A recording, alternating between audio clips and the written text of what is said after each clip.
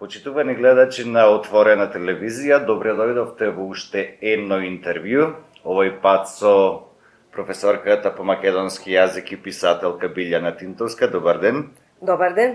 Благодариме што не примивте во ова прекрасна просторија полна со книги, затоа што еден поводите за ова интервју и вашата престојна промоција на романот Симфонија.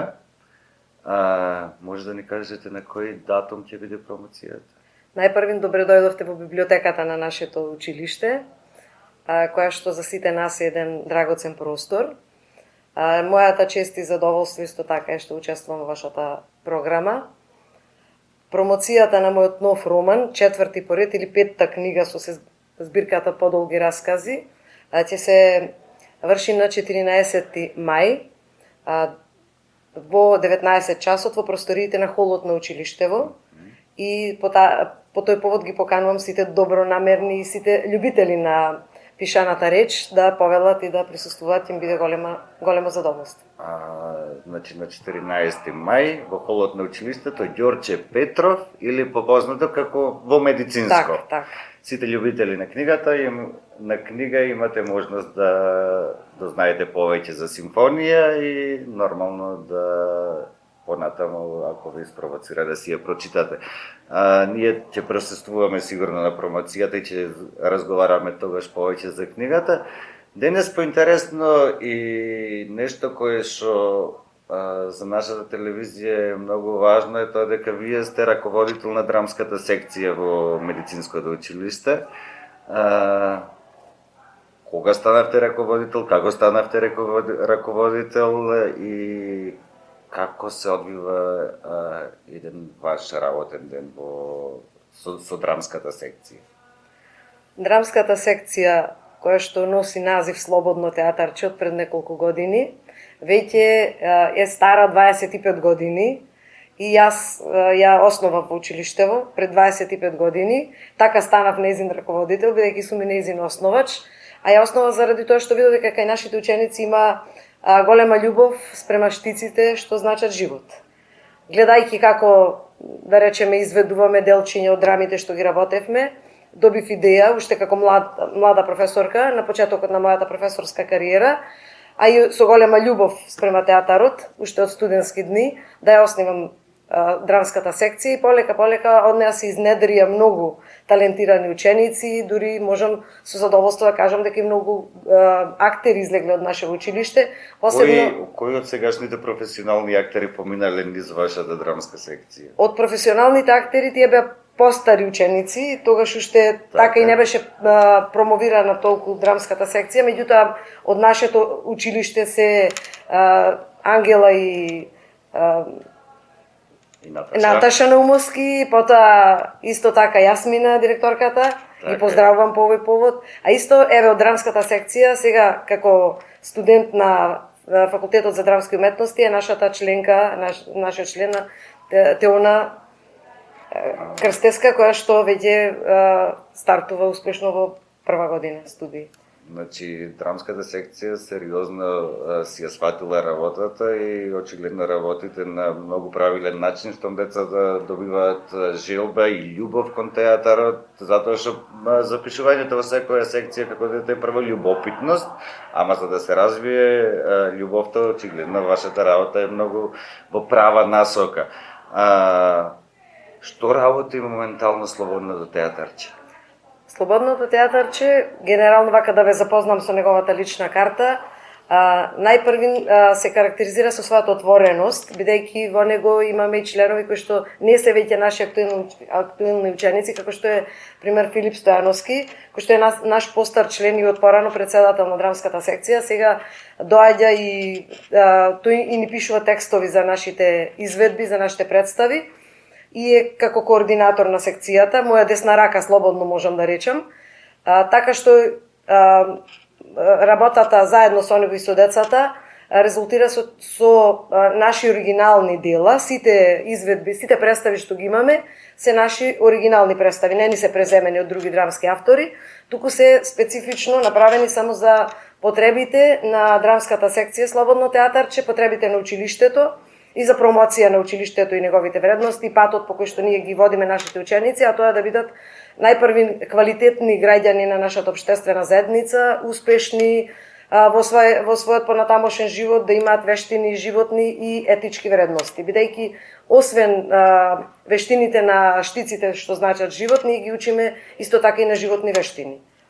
Како што рекол Шекспир, театарот е живот, Точно животот така. е театар. Така. Ме прашавте за што работи сега Слободно театарче. Во моментов сме на почеток на еден проект што се уште не можам целосно да го открием, со Радио Пела и на пат сме кон снимање на радиодрама и театарска представа што ќе ја види публиката до есен.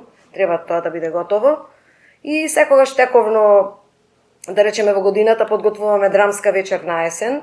Таа ни е традиционална веќе 10 години. Дури и за време на короната направивме онлайн театарска драмска вечер, со која што се представивме и не запревме ни за време на короната, снимавме, ние вежбавме и снимавме, вежбавме дури преку по онлайн пат, па потоа овдека пробите во училиштево ги правевме и ги снимавме нашите представи, еден филм имаме снимено и многу представи имаме, а исто така имаме и многу награди. Како професор по македонски јазик и ова интервју го снимаме во библиотека, не можам да не ве прашам колку денешните ученици читаат? Прашањеве токму на после денот на на македонскиот јазик и македонската азбука 5 мај, малку, нели, заради празниците, еве, се поместија дури честувањата на тоа. Учениците, јас како професор по македонски јазик и литература можам да речам дека различно читаат. Значи немаат сите исти афинитет, меѓутоа јас како професор се трудам да ги насочувам учениците и така ги поттикнувам да се трудат да прочитаат барем во денот 1 сат нешто. Што ги интересира, еве нека е тоа белетристика, нека е некоја стручна литература, нешто тоа што ги интересира, да се учат да ја држат книгата в раце, не само на што го учат на училиште лекциите, затоа што концентрирањето на човекот на книгата е многу голема работа и уште повеќе кога зборуваме за читањето, дека преку читањето може би побавно, меѓутоа поквалитетно се отвораат нашите светови. Тоа не прави да бидеме слободни, да бидеме и така ги учам моите ученици дека читајќи книги ние патуваме каде што сакаме, нашата мисла е слободна, не може никој да не зароби никаде. Во светот на уметничката литература има големи можности. Не можам да не ве прашам за вашето мислење за оние истражувања на светско ниво, кои што се дека како држава спаѓаме во најдолните слоеви со младина која што е функционално неписмена. Што мислите, зошто е тоа така и каде е грешката во образовниот систем? Најпрви на оваа генерација која што сега, да речеме, на позиција во образованието, во смисла на работа со неа, е генерација на ерата на електрониката и еве социјалните мрежи, медиумите, посебно социјалните мрежи, така што претежно не само децата, туку и ние возрастните веќе станавме обседнати од тие социјални мрежи и употребата на телефоните и другите апарати преку кои што се практикуваат социјалните мрежи и таа комуникација која што јас често апелирам кај децата да се намали, наместо тоа да се интернетот сам по себе не е лош воопшто, дека може да се користи за други работи, се трудиме и преку наставата тоа да го направиме. Веројатно и не можам да речам дека има грешка на образовниот систем, меѓутоа тоа е еден период на подолга адаптација на новите вредности на кои што сега се навикнати овие нови генерации и точно таа оддаденост на... Добре, го земаме како дел од вината префрламе на технолошкиот напредок, на дека се интернет генерација, ама тоа се за цел свет, не се само за кај нас. Правиме муабет во споредба со остатокот од светот, сме многу лошо котираме, затоа што интернет се користи и во Норвешка, и во Шведска, и во Англија, и во Шпанија, и во Македонија. А тие сепак имаат подобри резултати. Јас Искрено не знам да кажам и колку се валидни тие податоци, во смисла колку можеме да им веруваме на тие податоци.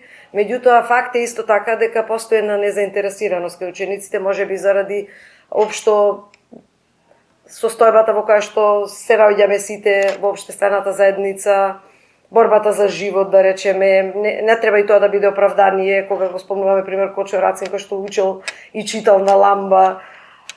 Веројатно попушта некое вниманието на децата и можеби и ние помалку се менуваме на нивните перформанси, да речем, да се изразам сега со овие нови стилови на изразување.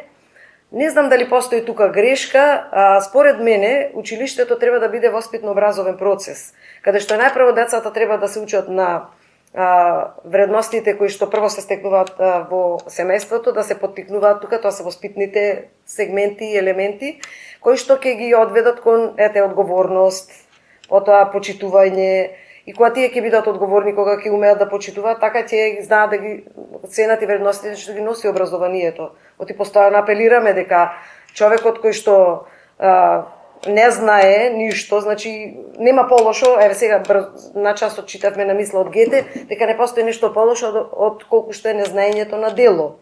Значи човекот треба да работи на себе си, а токму во училиштето треба да се тие работи да се поттикнуваат.